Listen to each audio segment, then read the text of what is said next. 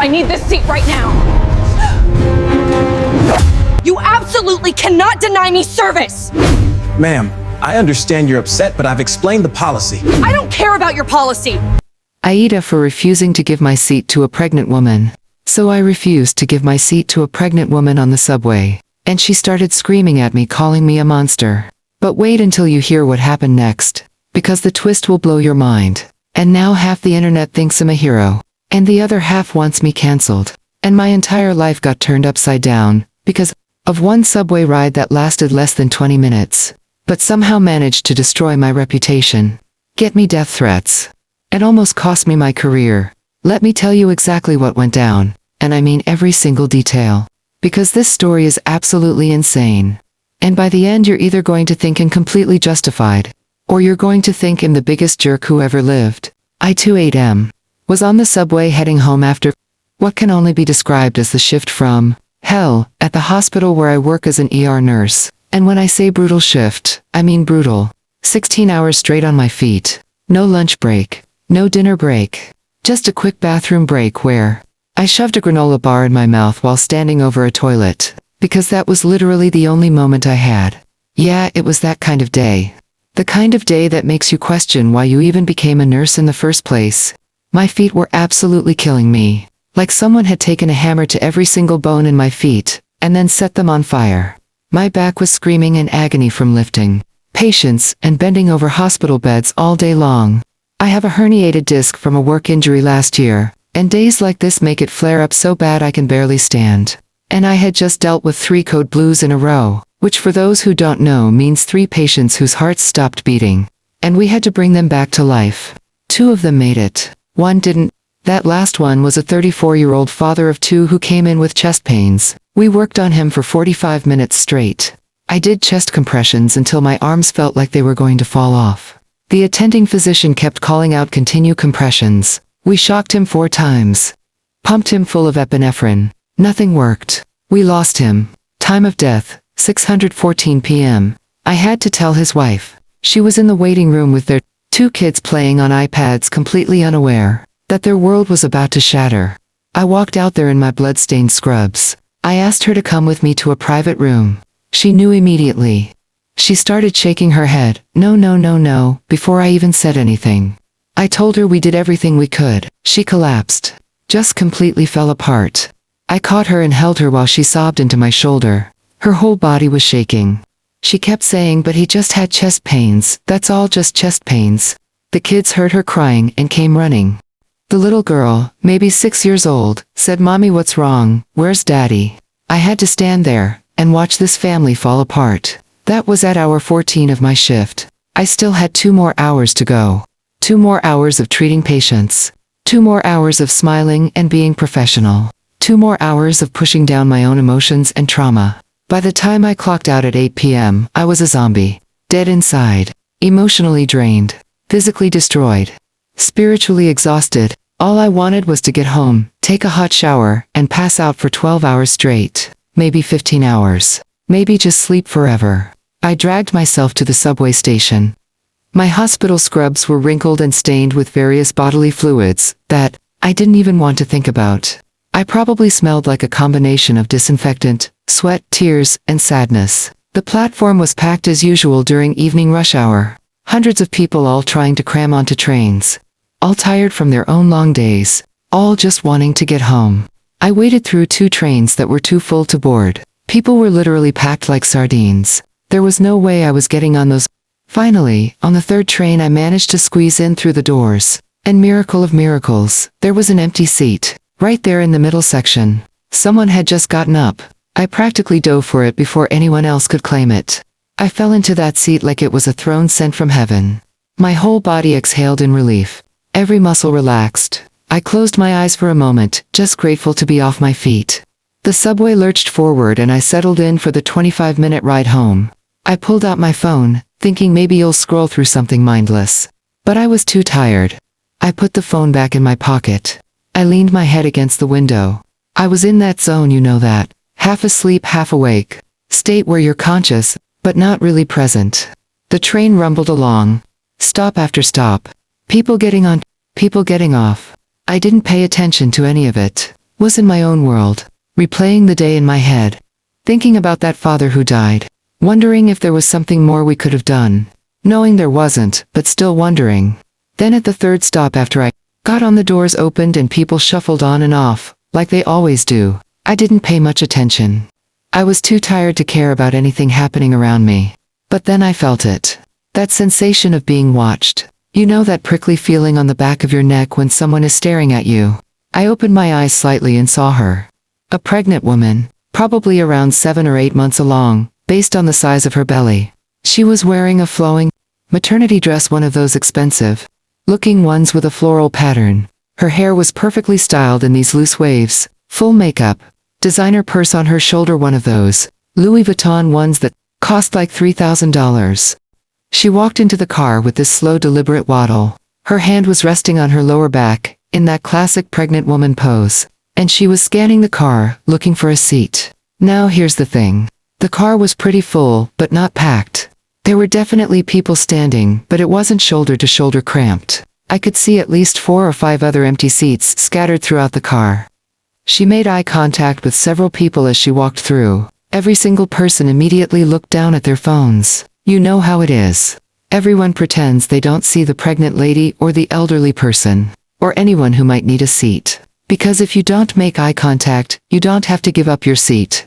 It's the unspoken subway rule. I watched this happen. I saw a young guy in a business suit literally turn his whole body away from her. I saw a teenage girl suddenly become very interested in her fingernails. I saw an older woman pull out a book and start reading intensely. Nobody wanted to give up their seat. And honestly, I understood. Everyone on that subway was tired. Everyone had their own stuff going on. Everyone just wanted to sit. She kept walking, getting closer to my section of the car. And then she made eye contact with me. Direct eye contact. And I could see the expectation in her eyes.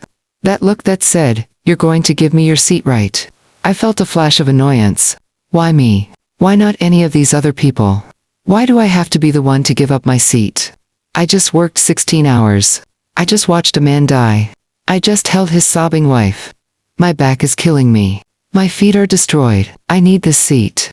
So I did something that I knew was going to cause problems. I closed my eyes and pretended to be asleep. I know how that sounds.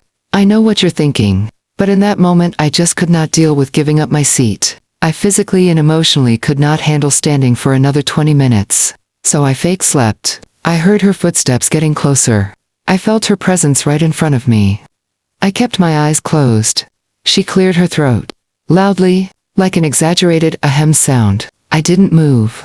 I kept my eyes closed, and tried to keep my breathing steady like I was actually asleep. She cleared her throat again. Even louder this time. Still didn't move. I could feel the tension building. I could sense other people watching. Then I felt a tap on my shoulder. A pretty aggressive tap, actually. More like a poke. My eyes flew open. I looked up at her. She was standing right in front of me with her hand on her hip. Her belly was basically at my eye level. She said, "Excuse me." Her tone was not polite. It was entitled. It was demanding. It was the tone of someone who expected immediate compliance. I looked at her and I said, "I see you're pregnant, congratulations, but in not giving up my seat." Her jaw literally dropped. Like in the movies when someone is shocked. Her mouth fell open. Her eyes went wide. She looked like I had just slapped her. The entire subway car went silent. You could have heard a pin drop. Everyone stopped what they were doing. Everyone was staring at me. Some people had their mouths open in shock. Others were shaking their heads. I could feel the judgment radiating from every direction. She said, "Are you serious right now?" I said, "Yes, I'm serious." She said, "I'm pregnant." She said it really loud. Like she was announcing it to the whole car. Like being pregnant gave her some kind of magical authority. I said, "I can see that, but I've been on my feet for 16 hours straight saving lives in the ER. And I finally got a seat." She scoffed. Actually scoffed at me. She said, "Well, I have a medical condition too. I'm growing a human being inside me." I said, "That's a choice you made. Pregnancy is not a disability. And I have a legitimate medical need to sit right now, due to a back injury." Her face turned red. She started getting louder. She said, "A choice I made. Are you kidding me right now?" I said, "Yes, you chose to get pregnant. I didn't choose to work a 16-hour shift. I was mandated because we were short-staffed." She said, "You should be ashamed of yourself." I said, I'm not ashamed, I'm exhausted, there's a difference. An older woman sitting next to me started shaking her head at me in disgust. She muttered under her breath, shameful, just shameful. A middle-aged man across from me said, dude, just give her the seat. I ignored him. The pregnant woman said, I can't believe this, I can't believe you. She pulled out her phone. She said, you know what, I'm recording this. She pointed her phone at me. I looked directly at the camera. I said, go ahead, record away, I have nothing to hide. She started narrating to her phone. She said, this man right here, this nurse, apparently, refuses to give his seat to a pregnant woman. Can you believe this? She panned the camera around to show other people in the car. Some people looked uncomfortable. Some people looked angry at me. She turned the camera back to me. She said, anything you want to say for yourself? I said, yes, I worked 16 hours. I have a back injury, and pregnancy is not a disability. Goodbye. She gasped. She said, did you hear that? Did everyone hear that? People were now taking out their own phones. I was being recorded from multiple angles. This was turning into a viral nightmare, and I knew it. But I was too tired and too angry to care. Then something unexpected happened. An old man sitting about 3 seats down from me suddenly stood up. He was probably in his 70s, wearing a cardigan and khaki pants. He said, Miss, you can have my seat. He gestured to his now empty seat. The pregnant woman looked at him. Then she looked at his seat. Then she looked back at me. She said no. The old man looked confused. He said, sorry, what? She said, no, I don't want your seat. He said, but I thought you needed a seat. She said, I do need a seat, but he should be the one to give me his seat, not you. She pointed at me. The old man looked even more confused. He said, but miss, I have a seat right here for you. She said, that's not the point. The old man said, what is the point then? She said, the point is he needs to learn respect and basic human decency. The old man slowly sat back down, looking embarrassed and confused. Everyone was watching this exchange with fascination. It was like a reality TV show unfolding in real time. Then a young guy in a business suit across the aisle stood up. He looked uncomfortable, but he said, here, take my seat. He gestured to his seat. The pregnant woman didn't even look at him. She kept staring at me. She said no. The business guy said, what, seriously, I'm offering you my seat. She said, I don't want your seat, I want his seat. She was still pointing at me. The business guy said, lady, I'm trying to help you out here. She said, then tell him to give me his seat. The business guy looked at me. He said, dude, seriously, just give her your seat. This is getting ridiculous. Said multiple people have offered her seats and she's refusing them because she specifically wants mine, which tells me this isn't actually about needing a seat. The pregnant woman said, of course it's about needing a seat. I said, then why won't you take one of the seats being offered? She said, because you should be the one offering. I said, but I'm not going to, so you can either take one of these other seats or keep standing. Her face was bright red now.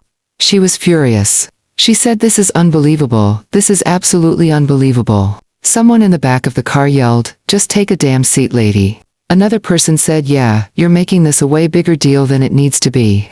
The pregnant woman spun around. She said, excuse me, I'm the victim here. Someone laughed. Actually laughed out loud. She said, this isn't funny, I'm pregnant, and this man is refusing to help me. A woman in the corner said, honey, 3 people have offered you seats, maybe the problem isn't him. The pregnant woman looked like she was about to explode. She turned back to me. She said, you are a terrible person. I said, and you're being unreasonable. She said, in being unreasonable, in being unreasonable. I said, yes, you are. She started yelling. She said, I am carrying a child. I am in pain, I am exhausted, and you won't even give me basic courtesy. I said, I worked 16 hours. I watched a patient die today. I held his crying wife. I have a herniated disc in my back and I'm sitting in a seat I got here first while multiple other seats have been offered to you. She said, I don't care about your excuses. I said, they're not excuses, they're facts. She said, you're a monster. I said, I'm a tired nurse who needs to sit. The subway was pulling into the next station. The doors opened. A few people got off, clearly wanting to escape this drama. A few people got on and immediately sensed the tension. One of the new people who got on was a subway security guard. Thank God. He must have been called by someone on the train.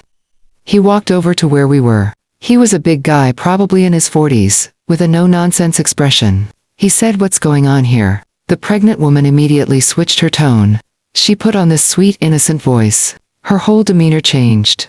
She said, "Officer, this man refused to give me his seat, even though I'm pregnant." She put her hand on her belly for emphasis.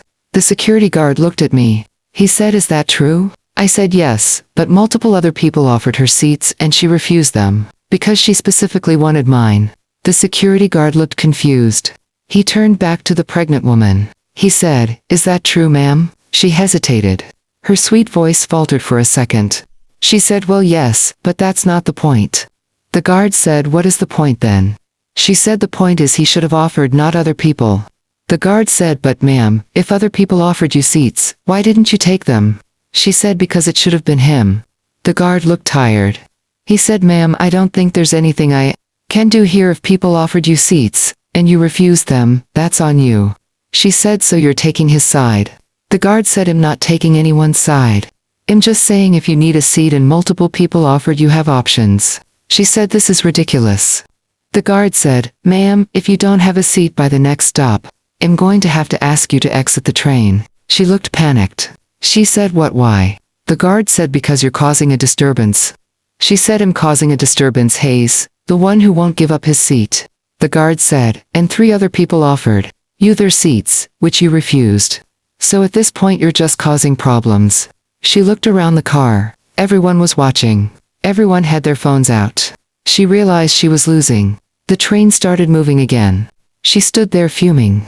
Then something happened that I will never forget. She grabbed her belly. She gasped. She said, "Oh no." She said, "The baby."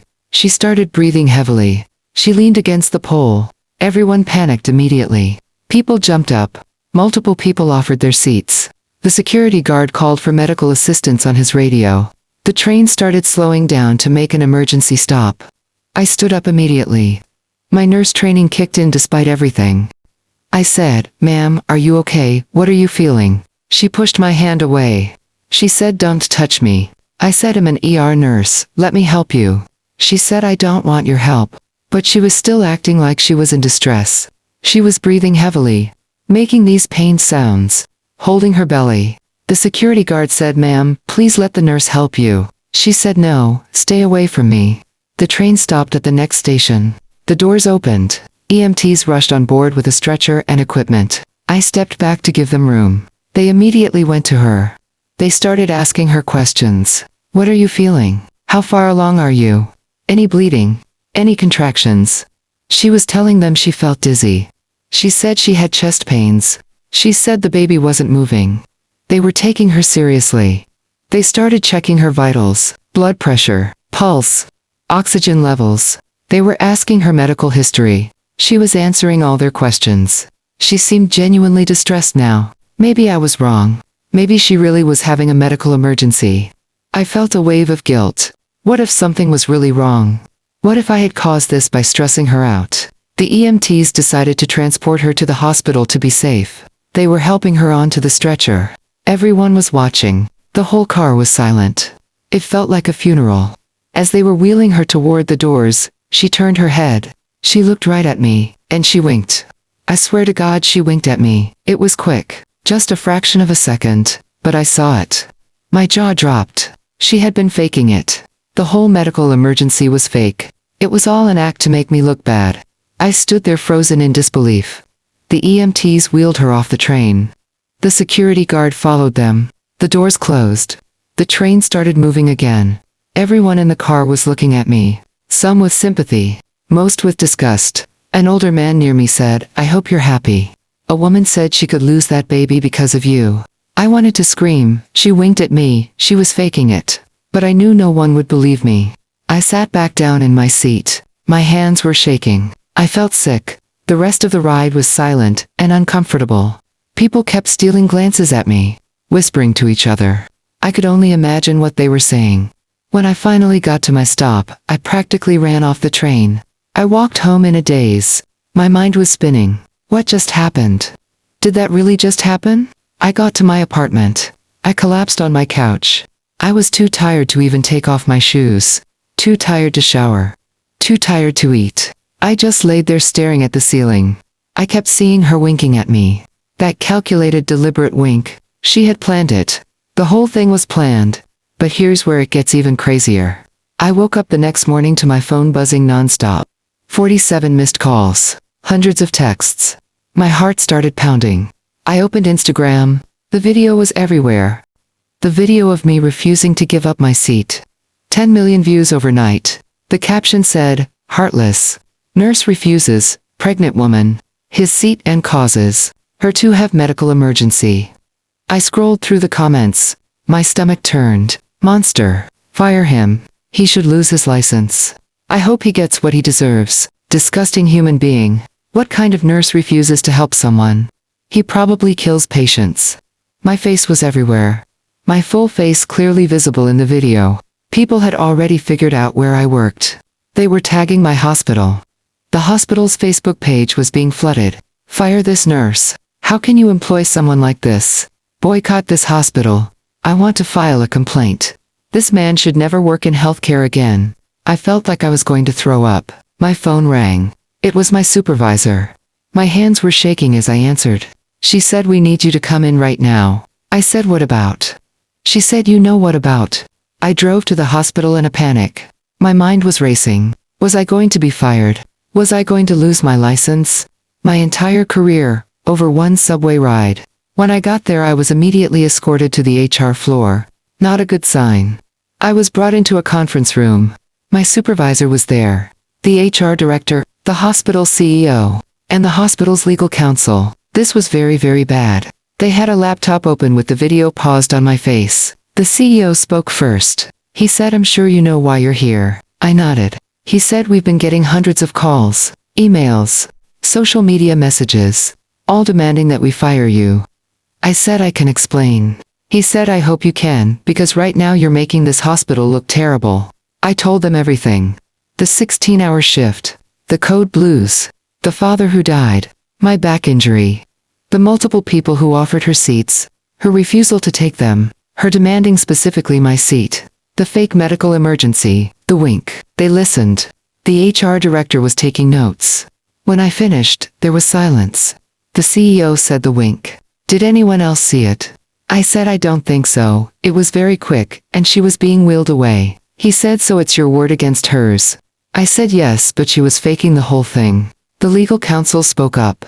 She said the problem is perception. She said right now the public sees a nurse who refused to help a pregnant woman. She said it doesn't matter what actually happened, it matters what people think happened. My supervisor spoke up. She said, "But Hayes, one of our best nurses." She said he regularly works overtime. She said he has excellent patient reviews. She said this is completely out of character. The CEO said that doesn't matter to the public. He said the video has 10 million views. He said we're getting death threats. He said people are threatening to boycott the hospital. I felt my career crumbling before my eyes. Then there was a knock on the door. A woman from communications poked her head in. She said, "Sorry to interrupt, but there's an EMT here who says he has information about the incident." Everyone looked confused. She said, "Should I send him in?" The CEO said yes. The door opened, and in walked Jake. Jake was one of the EMTs from the subway. I had worked with him a few times when bringing patients in. He looked nervous. He said, "Sorry to barge in, but I think you need to hear this." The CEO said, "Go ahead." Jake said I was one of the EMTs who responded to the pregnant woman yesterday. He said when we got her to the hospital, she suddenly felt completely fine. He said she wanted to leave immediately. He said but we insisted on running some standard tests since she claimed to be having chest pains and dizziness. He said that's when things got weird. He said she started getting really anxious. He said she kept asking if she could just leave. He said we told her we needed to complete the evaluation. He said so we did He said we did blood work. He said we did a fetal monitor to check the baby. He said everything came back completely normal. He said perfect actually. He said there was nothing wrong with her, or the baby. He paused. He said so I asked her directly. He said I said, "Ma'am, you seemed perfectly healthy. What exactly were you experiencing on the train?" He said she got defensive. He said she felt better now. He said I pushed a little more. He said I told her that we take these calls very seriously. And if she was faking a medical emergency, that was a serious issue. He said she broke down. He said she started crying. He said she admitted that she wasn't really having a medical emergency. He said she was trying to teach that nurse a lesson about respecting pregnant women. The room was dead silent. Everyone was staring at Jake. He continued. He said she was so angry about him not giving up his seat that she wanted to make him look bad. He said she wanted him to feel guilty. He said she wanted everyone to see what kind of person he was. He said but then it escalated beyond what she planned. He said once the EM were called and it became this whole thing, she felt like she couldn't back down. He said she had to commit to the act. Jake looked at me. He said, "I'm sorry man, I should have spoken up sooner, but I wanted to make sure I had everything documented properly."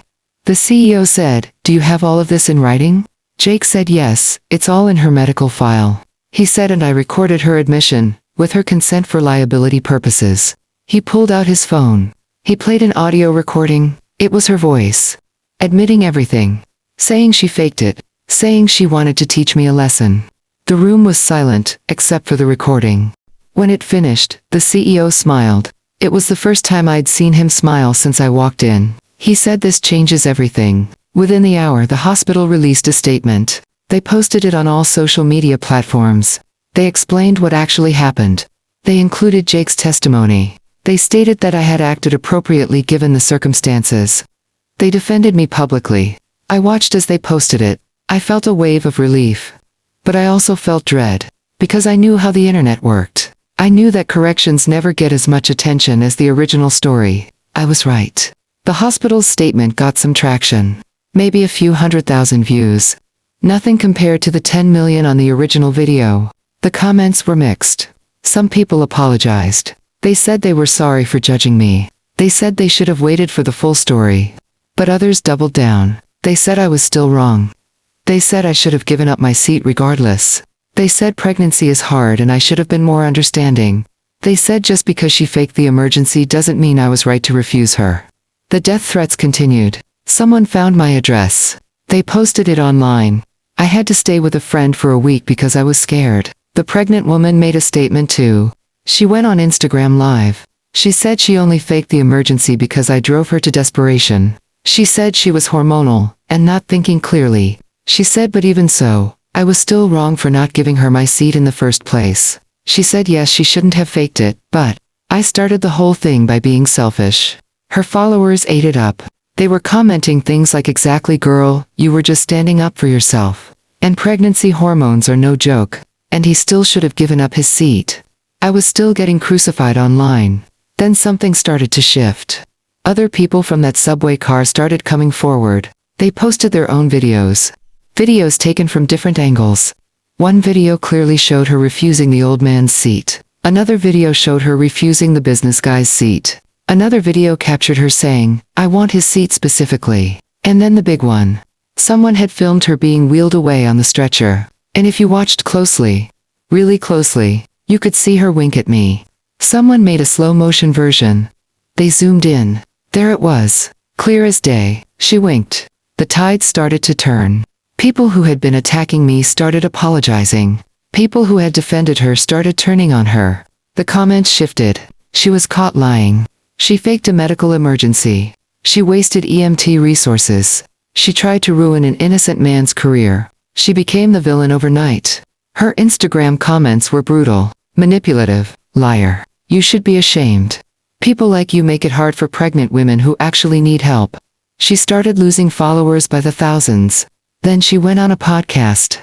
I don't know why she thought this was a good idea.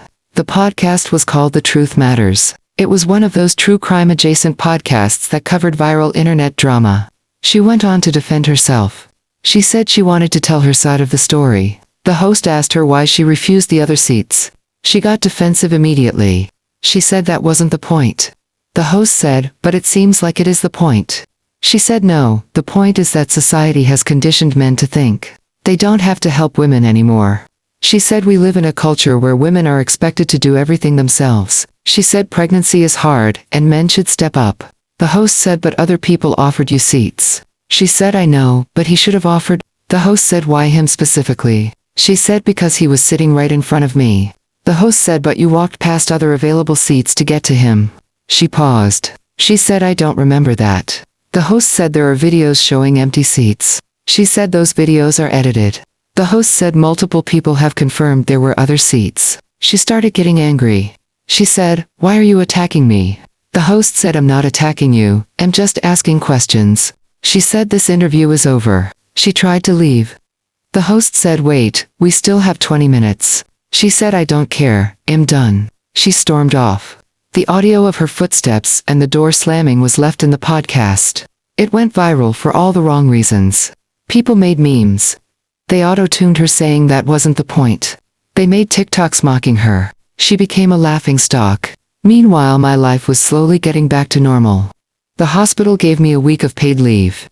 They said it was to let things cool down. I appreciated it. I needed the break. When I came back, my coworkers treated me like a returning war hero. They had gotten me a cake. It said, welcome back, we always believed you. It was sweet. Patients started specifically requesting me. They would say, oh, you're the guy from the video. They would say, I saw what happened, that lady was crazy. They would say, good for you for standing your ground. It felt surreal. I went from villain to hero in the span of 2 weeks. But I didn't feel like a hero. I just felt tired. Tired of the drama. Tired of the attention. Tired of explaining myself. I just wanted to go back to being a regular nurse. About a month after everything happened, I got a DM on Instagram. It was from her. The pregnant woman. My first instinct was to delete it. But curiosity got the better of me. I opened it. It was a long message. She said, I owe you an apology. She said, I know I put you through hell. She said I was wrong. She went on to explain her situation. She said she was going through a really difficult pregnancy. She said her husband had just left her. She said he told her he wasn't ready to be a father. She said he moved out 2 weeks before the subway incident. She said she was feeling completely alone and powerless. She said when I didn't give up my seat, something in her just snapped. She said all of her anger and frustration came pouring out. She said she knows it was wrong. She said she knows she almost ruined my life. She said she had been in therapy dealing with her issues. She said her therapist helped her realize how toxic her behavior was. She said she wanted to make it right. She asked if we could meet for coffee. She said she wanted to apologize in person. I stared at the message for a long time. Part of me wanted to ignore it. Part of me was still angry at her. But another part of me felt bad for her. I know what it's like to have a really bad day. I know what it's like to be pushed past your breaking point. So I agreed to meet. We met at a quiet coffee shop on a Sunday afternoon. I got there early. I was nervous. I didn't know what to expect. She walked in 10 minutes late. She looked different. Smaller somehow. Less intimidating. Her belly was even bigger now. She was probably about 8.5 months along. She saw me and immediately her eyes filled with tears. She walked over and sat down. She said, thank you for coming. I said, you're welcome. She started crying right there in the coffee shop. She said, I'm so sorry.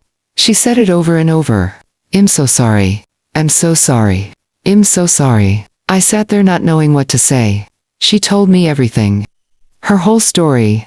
Her pregnancy had been difficult from the start. Severe morning sickness. Complications. Bed rest for 2 months. Her husband had been supportive at first, but as the pregnancy progressed, he started pulling away. He said he felt trapped. He said he wasn't ready for this. He said he made a mistake. He left her when she was 6 months pregnant. Just packed his stuff and left. She was devastated. She had to move back in with her parents. She was embarrassed. She was scared. She was angry. She said that day on the subway was one of her lowest points. She said she had just come from a doctor's appointment alone. She said all the other pregnant women there had their partners with them. She said she felt so invisible, so forgotten, so worthless. She said when I didn't give up my seat, it triggered something in her. She said it felt like confirmation that no one cared about her. She said she wanted to make someone feel as bad as she felt. I listened to all of this. I didn't interrupt. When she finished, she looked at me. She said, I know none of that excuses what I did. She said, I know I was wrong. She said I almost destroyed your life over my own issues. She said, I'm in therapy now. She said she's working on herself. She said she wants to be better for her daughter. I said it's okay. She looked surprised. She said, really? I said I understand having a bad day. I said I understand being pushed past your limit. I said what you did was wrong, but I get why you did it. We talked for about an hour. She told me more about her pregnancy, her fears about being a single mom, her hopes for her daughter. I told her about my job, about the father who died that day, about how hard healthcare can be. By the end of it, we had reached an understanding. She asked if she could make a public apology. I said that's up to you. She said she wanted to. She said she needed to take accountability. The next day she posted a video. It was her sitting in her parents' living room. Her eyes were red from crying. She gave a full apology. She explained everything. Her mental state, her mistakes, her lies. She said I was not the villain. She said she asked people to stop harassing me. She asked people to leave me alone. She said I was just a tired nurse who needed to sit. The video got some traction. Maybe 1 million views. Nowhere near the original, but enough. Some people accepted her apology. Others said it was too little too late. But I appreciated the gesture. A few weeks later she texted me. She had the baby. A healthy baby girl. 8 pounds 3 ounces. She sent me a photo. The baby was beautiful. All scrunched up in pink. She said she named her Hope. She said, going through everything with me, and facing her demons, gave her hope that she could be better. She said she wanted her daughter to represent that hope. I didn't know what to say. I just congratulated her. We don't talk regularly. She sends me an occasional update. Photos of hope. Little milestones. First smile. First laugh. I respond with congratulations. But we don't have a relationship beyond that. And honestly that's fine with me. Now here I am. 6 months later, finally posting this story.